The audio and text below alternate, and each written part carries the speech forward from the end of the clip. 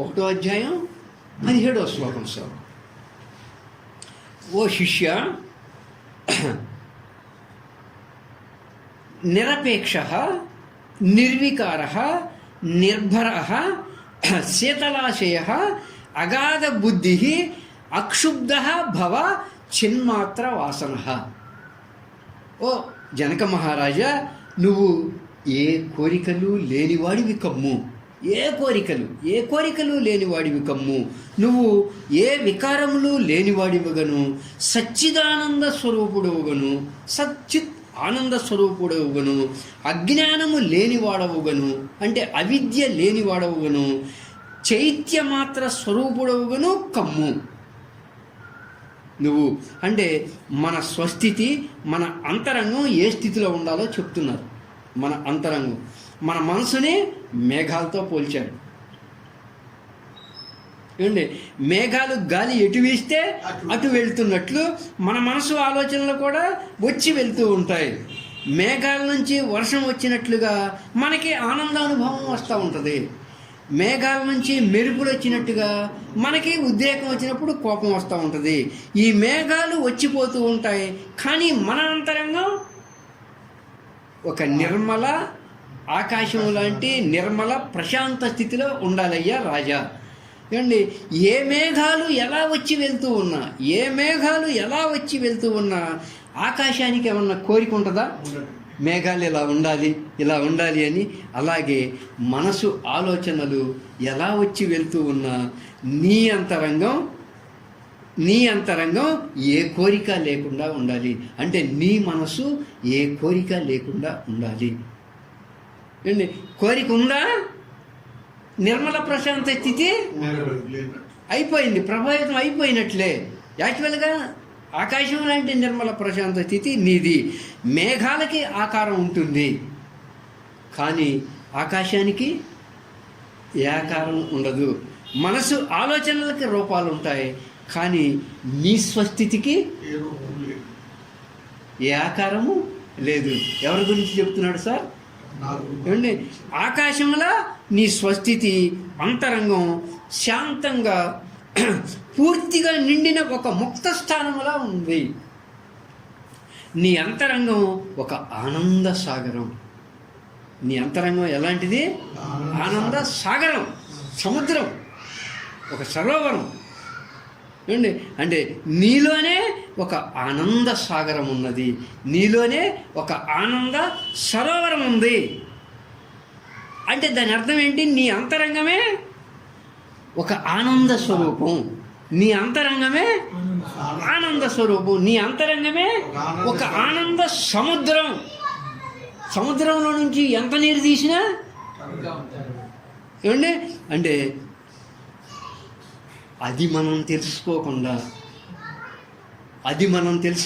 నీ అంతరంగం సాగరం. అసలు దాంట్లో నుంచి నువ్వు ఎంత తోడినా ఏమండి అయిపోవడం అనేది ఉండదు, అసలు లోటంటూ ఉండదు. ఏమండి, అది మనం తెలుసుకోకుండా బాహ్యంలో ఆనందాన్ని వెతుక్కుంటూ ఉంటాం.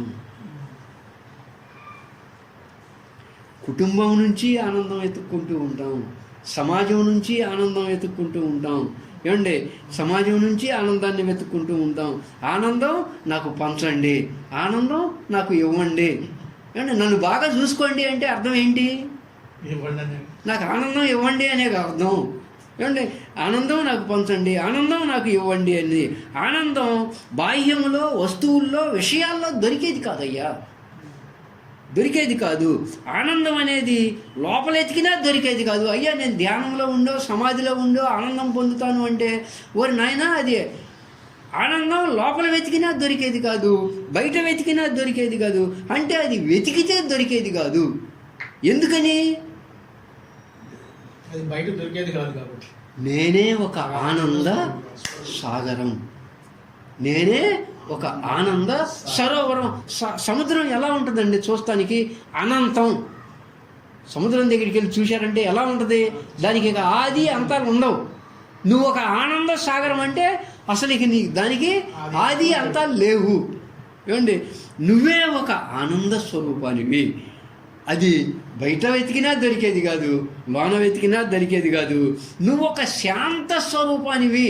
శాంతం కోసం నువ్వేదైనా ఒక ప్రయత్నం చేస్తున్నావు అంటే నీ శాంత స్వరూపం గురించి నీకు అర్థం కాలేదని అర్థం.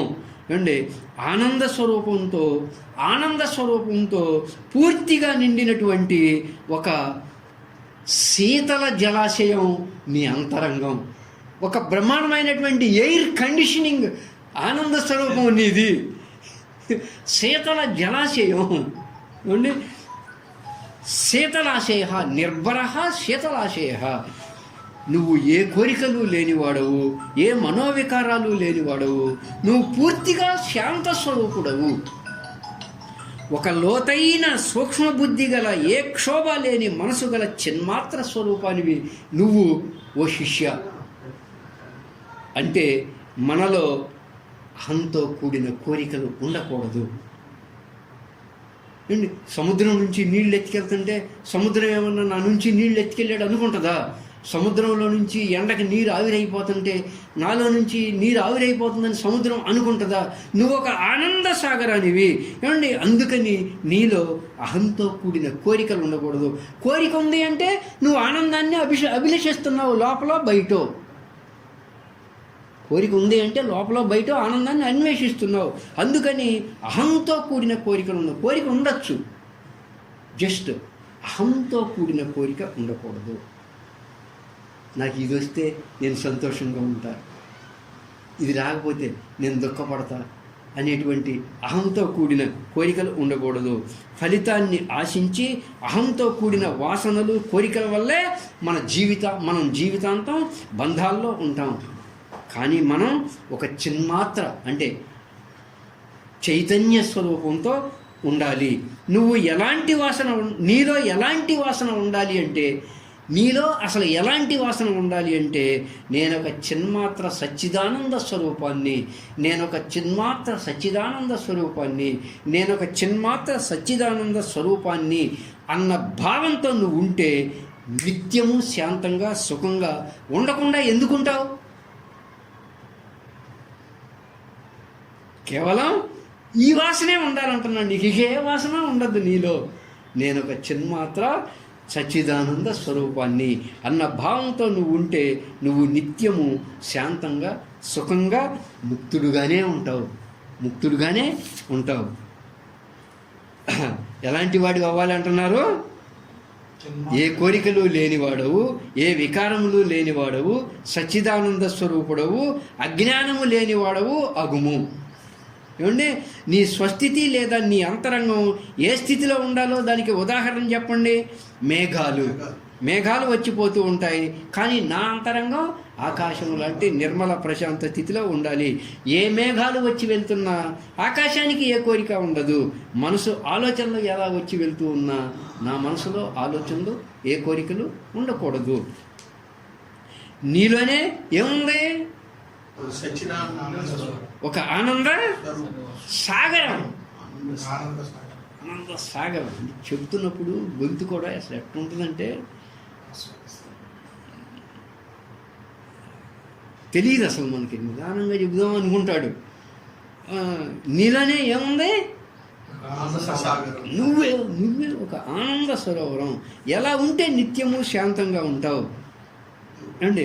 నేను ఒక చిన్మాత్ర సచ్చిదానంద స్వరూపాన్ని అన్న భావంతో నువ్వు ఉంటే నిత్యము శాంతంగా సుఖంగా ముక్తుడుగా ఉంటావు. ఇది 1వ అధ్యాయం.